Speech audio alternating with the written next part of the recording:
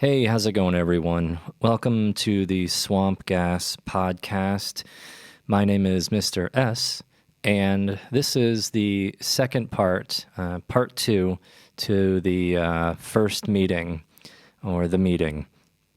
And I'd just like to state for the record that this is the episode, or this one in the first part of this, and maybe another one after this, is the thing that I literally don't want to be talking about because of the amount of skepticism that I will clearly receive because of it. Excuse me. So it's not something that I or really anybody else want to talk about. I've heard a lot of people discuss things like what crafts look like and or ships look like, and even what some of the extraterrestrials look like. But usually, and I haven't heard anybody talk about this topic, rightfully so.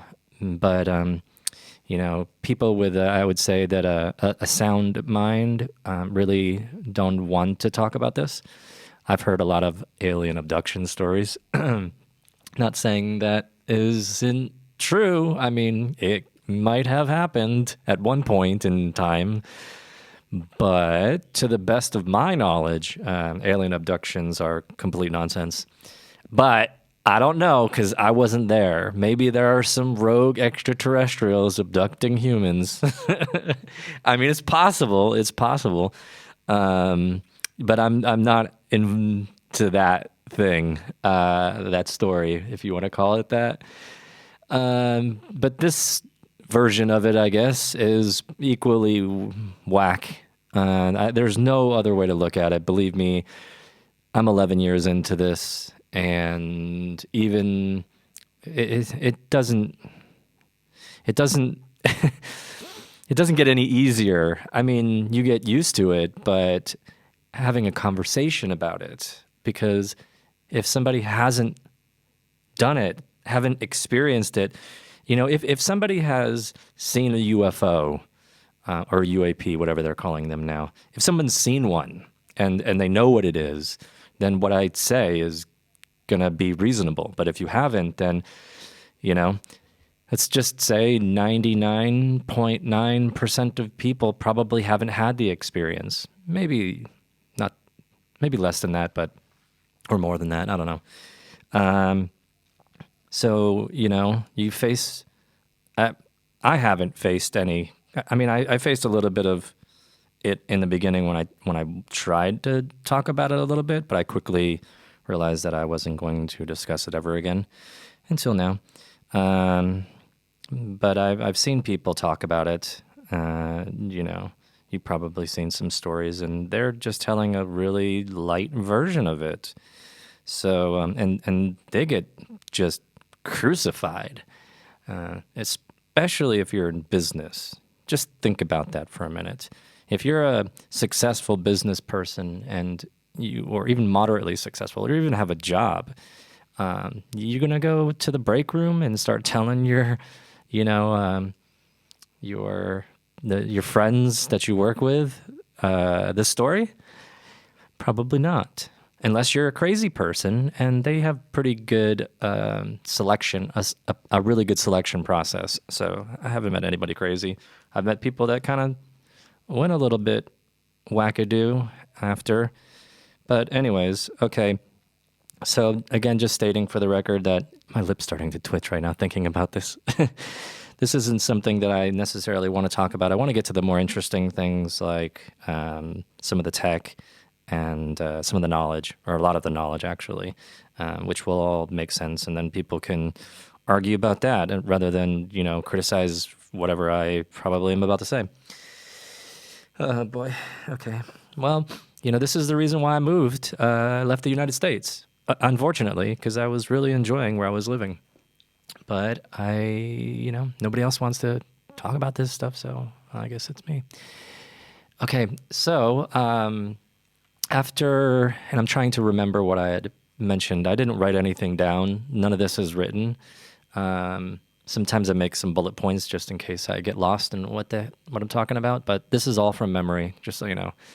Okay, so the last time I spoke with Jim, he gave me his information and suggested that I, message him if I have any questions, and let him know when I'm ready. And for 3 days after that, I didn't message him because I was just still in a state of shock. Man, my face is twitching.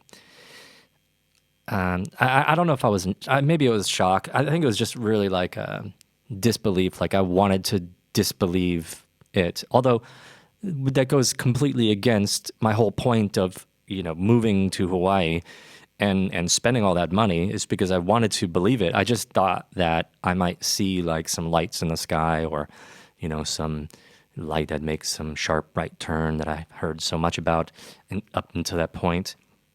So I didn't think that it would ever get to this level.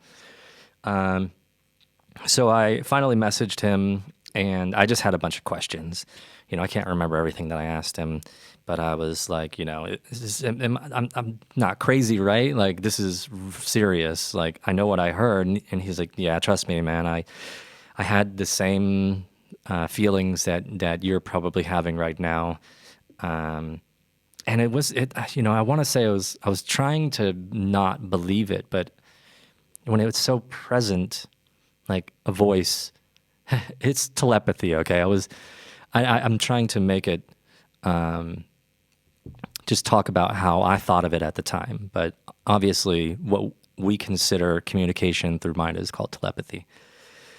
So, but I know because there's a difference between hearing a voice, like, maybe you're imagining a voice and hearing a voice like that. It's not even close to being the same thing. So I'm at that point where I'm like, okay, this is either real. I mean, this is real, or, this guy is really an extraterrestrial, or somebody has been able to figure out how to communicate telepathically, like that I've never experienced before. But either way, I mean, I want to know more about it. So I asked him a bunch of questions. He kind of reassured me. And so I was like, okay, so what do we do from here? And he said, we have to arrange a pickup. And he said, it has to be at night, but it can be close to where you live. And, so that kind of spooked me a bit. And if I didn't have that telepathic conversation, I would not have gone, right? And for anybody listening to this, if somebody talks to you about this and they're like, let's go meet at night, some remote location, probably not a good idea to do that, all right? I'm just saying, I don't want anybody to think that if someone comes up to you with a story like this, that you should go meet them in the woods or something like that at night. Yeah, probably not a good idea. Oh, my lip's twitching. Oh, this is so weird.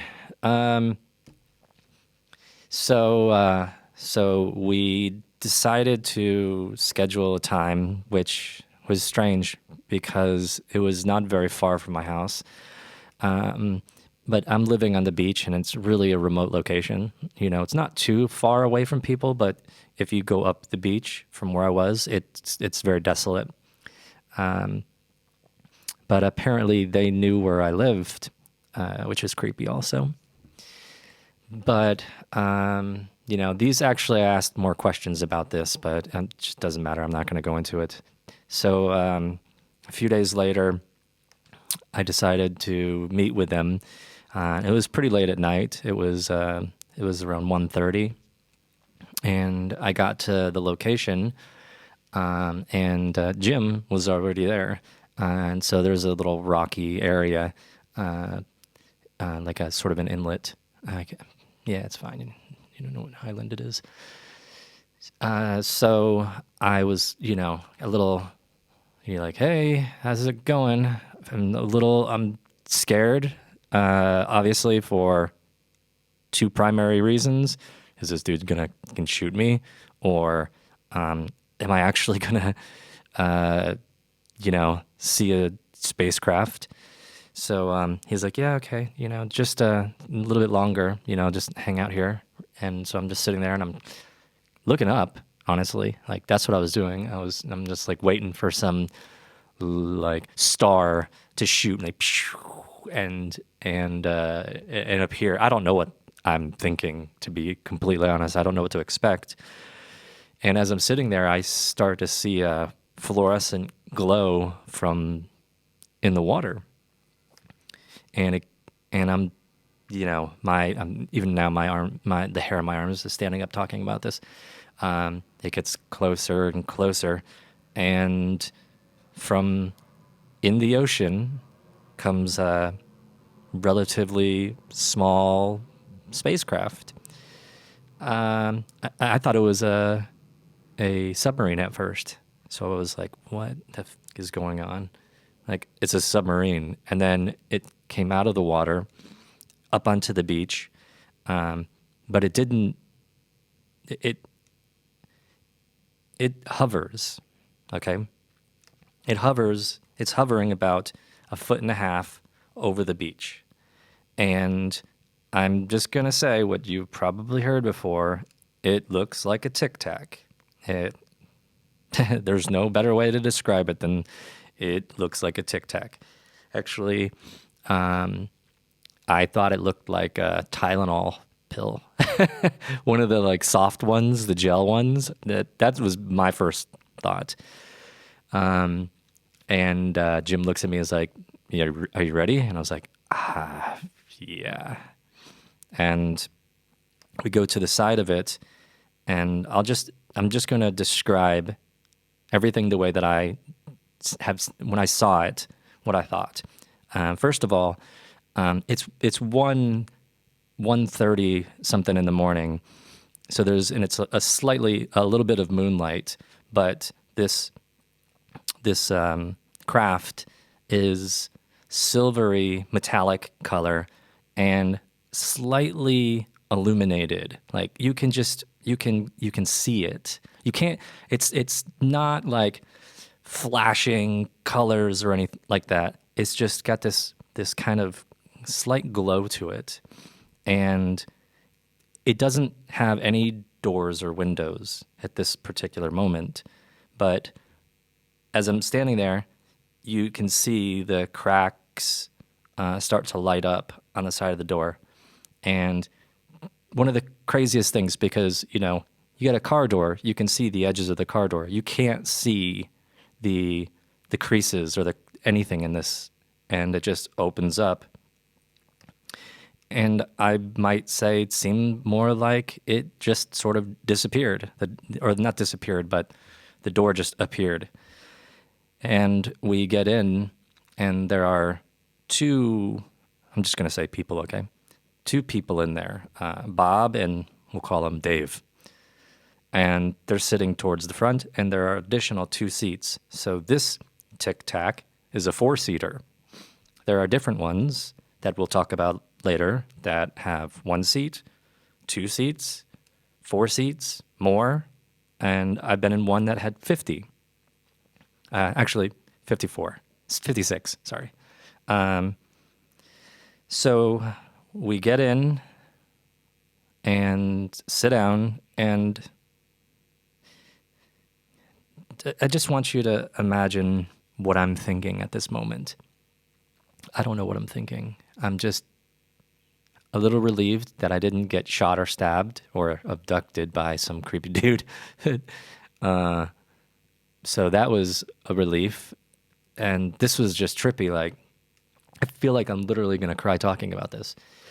And the door closes. And for a brief second, I can feel a little bit of a movement. And then I don't feel any movement. And Jim tells me, he says, so we're going out into the ocean for a little bit, and this is going to be a relatively short trip. And so I'm like, okay. So I don't know, maybe um, 5 or 10 minutes. Um, he said, "Okay, so they're going to, they're going to make the craft." I'm trying to remember what he said. Um, Transparent. So these crafts can become transparent, where you can see uh, everything. I mean, they can be completely transparent, which is really, really trippy. They can make the. Okay, this for another time. So we're about 5 or 10 minutes. I don't really remember, and they make the top half of this craft transparent, but it's just like it's like a dimming switch, right? So it doesn't just all of a sudden boop, and then it's. I mean, I'm sure they can do that, but it's usually like a very subtle effect, and so they have they make the top half transparent, and I can see that we're in the ocean. I can see it, and they have lights, um, and so we're in the ocean. The top half of this thing is transparent. I can see stuff like I can kind of see the glow from the moon because we're not that far under, but I can also see like some fish and that we're literally underwater, which is trippy because at first I know that's why they do it. They make it they make it transparent subtly so you don't. It's not like a super shock, but we're sitting under there, and Jim asked me, he's like, "So, do you have any questions at this moment?" And I was like, "I can't think of anything." I'm like, I don't know. Like I couldn't. My brain just was not working. I can't think of a single question to ask. He's like, "Okay, it's okay. Just take your time."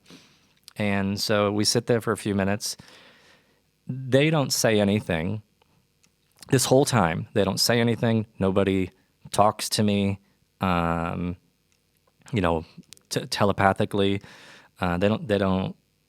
They looked at me when I got on, but then they're kind of doing their thing, which is another story. Really interesting how they operate these crafts. He said, "All right, well, if you don't have any questions, then we're going to go up." And I realized at that moment that he's talking about we're going to go into space. So I was like, okay, and you don't feel the movement. I mean, there are some times when you can feel a little bit of movement, but with these crafts, you don't feel movement.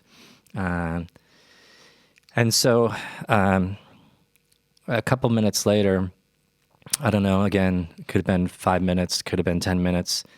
Um, uh, they said, "Okay, we're going to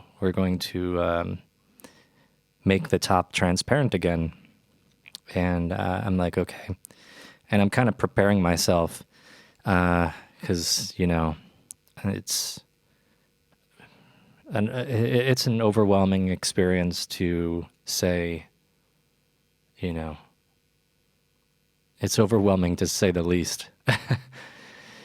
And so the top again begins to become transparent slowly, and I have to tell you that the whole time that I had, when I'd gone into the desert camping, and I had gone into the woods camping, or when I moved to Hawaii and I was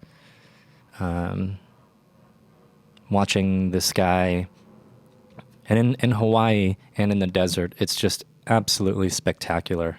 I mean, if you've never seen it, you have to at least some point in your life. It's incredible. And you don't have to go to Hawaii. You can just go to the desert or even to a mountain where there's no lights, and no city anywhere close. But it pales in comparison to what space looks like from space, because you're still dealing with some form of, light pollution or particles in the air, in the atmosphere. Space from space is unbelievable. It's like HD, it's just remarkable. It's spectacular. I can't think of, I can't describe it, because there is no real way to describe it other than it's so clear. It's so absolutely clear. Um, so we were up there for maybe 10 or 15 minutes, and I'm just kind of like in awe. And Jim asks me, so do you have any questions at this point? And I'm like, no, this is crazy. He's like, well, how do you feel? And I was like, this is amazing. Like, this is like ridiculous. I never imagined, you know, I would ever be in this position. I, it's just, it's overwhelming, but I was incredibly happy.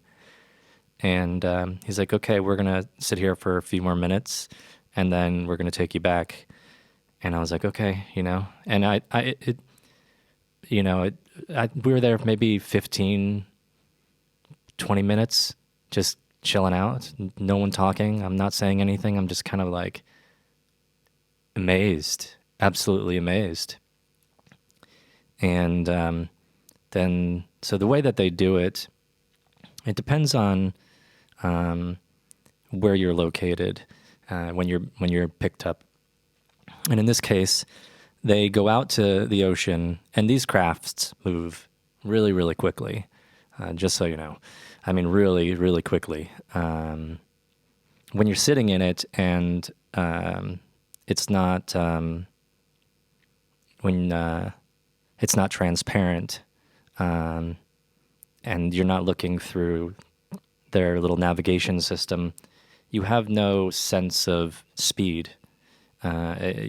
You don't feel movement. Like sometimes you'll feel like a movement, but when the craft really gets going, you don't feel anything. So you have no concept of how fast you're going when it's not transparent, or when you're not looking through their little navigation system. And so they're way out to ocean, or out in the sea, and then they will drop down, go through the ocean to wherever the location is that I was being picked up at. And that location changes, so by the way. And so that's what they did. They, went back down into the ocean, pulled back up right where I was at, right where we left off. I got out, and he was like, okay, just give me a call whenever you're ready again. And I was like, okay. And he didn't leave with me. He didn't get out. So I don't know. He must have been dropped off at another location. I'm not sure. Didn't think about that until now. And I walked home, and yeah, one of the probably most amazing first experiences that you could have. And nothing like I've ever heard anybody discuss before. I mean, I've heard people talk about something similar to that, but a lot of people that talk about it, because 99% of it is junk, just made up. They always try to make it so much more elaborate. And again, who am I to say what somebody else went through when I don't know everybody, right? But from all of my experiences, just so you know, nothing has been outlandish or over the top. It's really simple, like pickups and drop-offs. No one came with some ray of light and made me hover into the air and pulled me out of my house. No, I left I would drive somewhere, or I would walk somewhere, or I would take a bike somewhere, and then wait, and then get picked up, and then drop back off. Simple as that. It's funny because one of the other crafts that I'll tell you about another time, we call it the school bus because it's has a lot of seats, two rows, and there's a lot of people on them. So not just me, but in this instance, they wanted to see how I was going to react to the event. Um, yeah, so that's it. Uh, Nothing outlandish other than that's probably outlandish to some. But there's that's it for that experience. Um, I'll probably tell you a little bit more about another one, the one after this, um, and then I just really prefer to get into you know um, history and um, some theory and some things that we talk about and we were made aware of, and some of the other experiences that are nothing is going to be more crazy than this one.